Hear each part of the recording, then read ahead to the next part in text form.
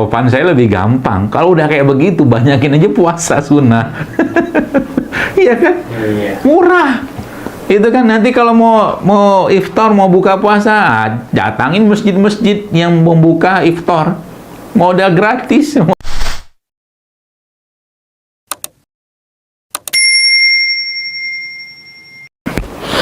Ya baik, bismillah.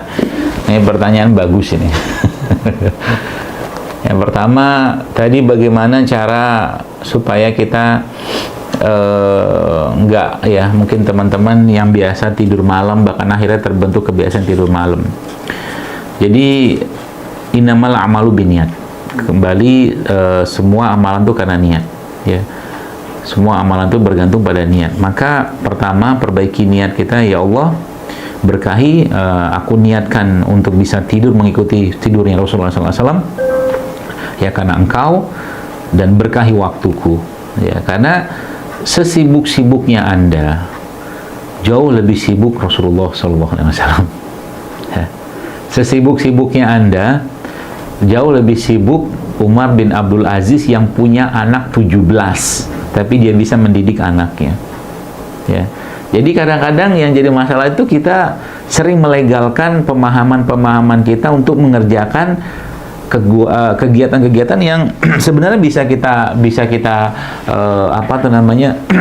kita kendalikan dengan iman, ya. Maka saya sudah jelaskan tadi kan, kalau udah kebentuk kebiasaan seperti itu, maka Anda harus berusaha juga membentuk kebiasaan yang baru. Jadi katanya biar udah kebiasaan tidur susah tidur segala macam, berarti kita harus ubah tuh siklusnya, ya. Dan niatkan karena Allah, niatkan untuk bisa mengikuti Rasulullah dan para salafus soleh, orang-orang soleh zaman lalu yang mereka sukses luar biasa, tapi tidurnya tuh cukup dengan tidurnya mengikuti Rasulullah SAW. Ini barulah satu fakultas gitu. Ya, barulah satu fakultas. Zaman dulu terus kan kalau Anda baca Ibnu Qayyim al-Jauziyah yang mengarang kitab Tib Nabawi itu, ketika beliau hidup itu tuh ada 100 kitab yang dia karang, dan 100 kitab itu ya bukan cuma satu, jadi satu bahasan. Misalnya kita bicara Zadul Ma'ad. Zadul Ma'ad itu ada 4 jilid dan tebel-tebel gitu kan. Jadi Masya Allah kan, kualitas mereka tuh jauh lebih luar biasa karena mengikuti Rasulullah SAW. Nah kita ini kualitasnya gitu-gitu aja, tapi nggak ngikutin Rasul gitu kan. Nah, maka saya sampaikan tadi, niatkan untuk mengikuti Rasulullah SAW. Caranya gimana? Ya dipaksain. Contoh misalkan nanti saya jelaskan beberapa herbal yang memang bisa membuat tenang ya, membuat tenang atau merelaksasikan kita. Contoh caranya gimana? Ya tadi, ba'da Isya itu usahakan tidur. Ya. Jadi jangan banyak aktivitas dulu. Jadi niatkan untuk tidur, ya Allah, kamu tidur karena Engkau. Baca doa-doa, zikir-zikir sebelum tidur, nanti baru malamnya bangun. Ya tidur gitu kan, mati lampu. Niatkan nanti malam mau bangun sholat malam. Begitu generasi itu harusnya, ya. Kemudian nanti malam baru Anda mengerjakan tugas-tugasnya itu, ya. Tugas-tugas tadi baru Anda mulai kerjakan. Jadi sampai ke subuh gitu kan. Nanti antara subuh, antara azan subuh sampai azan qomat subuh itu Rasulullah tidur juga. Ya, karena di zaman dulu azan dan qomat itu jedanya panjang, hampir setengah jam. Jadi beliau tidur. Tapi kalau malam ngantuk ya tidur. Jadi para ulama zaman dulu ketika mereka menulis, mereka menghafal Quran, mereka membaca Quran, ngantuk ya tidur. Tapi bangun lagi, bukan tidur terus, ya. Sehingga malam itu menjadi keberkahan, bukan justru malah kita sibuk dengan aktivitas-aktivitas dunia di situ.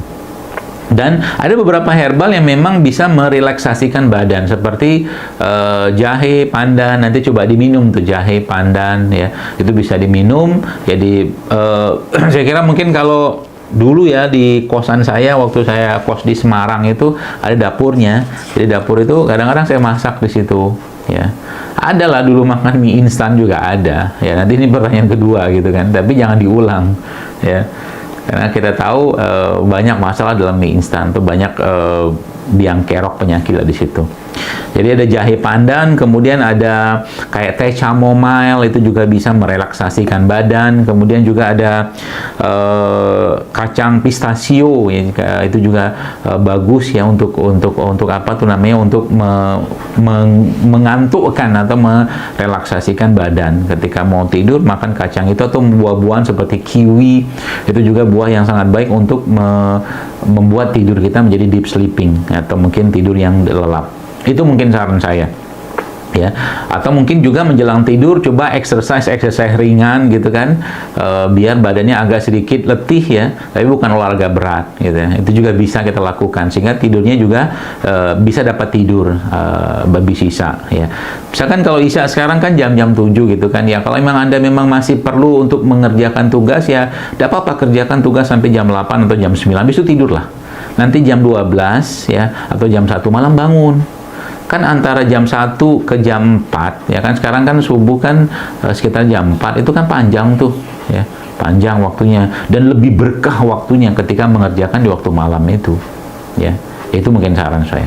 Nah, berkaitan dengan yang kedua, bagaimana caranya mengendalikan makanan-makanan junk food ini. Jadi teman-teman semua ya, saya sebutnya junk food ya, gorengan itu kan junk food versi Indonesia gitu kan. Teman-teman sekalian, kita misalkan Anda masuk ke UII gitu ya, Anda masuk ke UI kan Tabligh Akbar UII. Kenapa Anda masuk ke UI? Masih ya, Anda mencari info tentang UII kan gitu kan. Anda mencari info tentang UI bahwa UI itu begini, suasananya begini gitu. Akhirnya Anda memutuskan untuk masuk UII gitu. Nah, sama juga. Jadi kita itu seringkalinya mengerjakan sesuatu tuh nggak ada ilmu, yang nggak tahu informasi mengenai itu. Ya, maka sebenarnya kalau kita tahu, maka kita akan mikir-mikir untuk mengerjakan itu kalau tahu mudaratnya. Tapi kalau tahu manfaatnya, kita akan kerjakan. Jadi contoh misalkan gorengan, Anda baca, kira-kira gorengannya jadi masalah apa sih gini. Pertanyaannya, nanti kan mikir, nah kalau saya nggak makan gorengan, makan apa? Teman-teman, sekarang gorengan tuh nggak murah loh. Berapa gorengan sekarang, Bang? 1000-an. 1000 loh.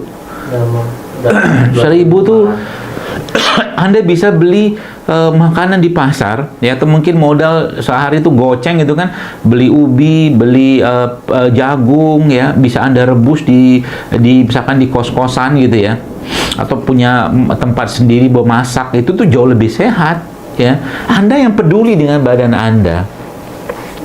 Saya ingatkan ya teman-teman sekalian, di waktu saya kosan dulu itu ada teman saya, subhanallah, masya Allah, hampir tiap hari makan mie instan, coba, hampir tiap hari, pagi, siang, malam, ya. Apa yang terjadi? Yang terjadi itu akhirnya teman saya itu kena, maaf, kanker usus besar loh, kanker usus besar, ya. Akhirnya sampai awal-awal itu, subhanallah, saya tidak mengatakan ini karena mie instan saja, tapi dugaan saya itu karena itu gitu kan. Karena itu makanan miskin, serat, tinggi garam, segala macam lah. Banyak masalah di situ gitu kan. Mulai dari ketika mulai sakit itu akhirnya dioperasi dan dipasang kolostomi ya. Itu subhanallah teman-teman sekalian. Nah, ini kan mudarat gitu kan. Kalau udah ngerti mudaratnya dan kita tahu kira-kira manfaat saya makan kalau saya mengkonsumsi yang sehat-sehat gimana. Apalagi Anda di Jogja, subhanallah, Jogja itu lebih gampang mencari makanan sehat. Ya. Kayak warung kucing kan, warung kucing itu di Jogja kan banyak tuh, ya, masya Allah ya.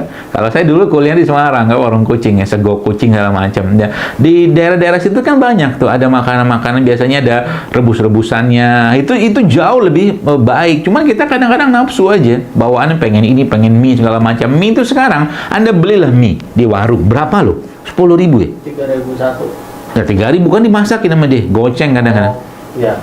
Ya kan, 5.000 ya. 5.000 tuh kalau kita beli makanan sehat benernya bisa ya. Ya ada bapak-bapak yang kadang, bukan bapak, abang-abang yang mas-mas jualan gerobak yang isinya tuh rebus-rebusan tuh kan. Ada kan? Ada. Ini ada asisten di sini, jadi saya ngobrol sama dia. Ya, jadi cuman kita aja yang kadang-kadang teman-teman apa ya, memaksakan hawa nafsu kita untuk makan ini makan itu. Jadi ingat, apa yang Anda makan akan menjadi bagian dari gen Anda. Artinya nanti kalau ini nggak diperbaiki sekarang, maka nanti ketemu dengan akhwat yang bermasalah juga. Masalah ketemu masalah, makin masalah. Ya, Di daerah zaman sekarang ya subhanallah gitu, kita tidak mendoakan, tapi justru malah di awal sudah pernikahan susah punya keturunan. Gimana mau punya keturunan, gennya udah kacau beliau semua, autoimun lah, inilah itu segala macam. Jadi pikirkan ke depannya, ya, pikirkan ke depannya supaya Anda nggak sembarangan makan, ya. Dan hidup saya itu mudah sebenarnya, ya. Saya bilang, kami kan mahasiswa, kami kan apalagi akhir-akhir bulan, jawaban saya lebih gampang. Kalau udah kayak begitu, banyakin aja puasa sunnah. Iya kan? Murah. Itu kan nanti kalau mau iftar, mau buka puasa, datangin masjid-masjid yang membuka iftar. Modal gratis, modal datang doang, motor tuh atau jalan tuh gojekan gitu kan. Lebih gampang kan kalau dibilang tadi, kami kan kalau akhir-akhir bulan, akhir-akhir bulan berarti saatnya memperbanyak puasa-puasa sunnah. Masya Allah kan. Nah, nanti kalau sudah buka puasa, cari masjid-masjid yang mengadakan iftar jama'i. Nah, Masya Allah kan, lebih mudah, lebih irit ya, tidak membebani badan dan tidak membebani kantong. Wallahu a'lam bishawab.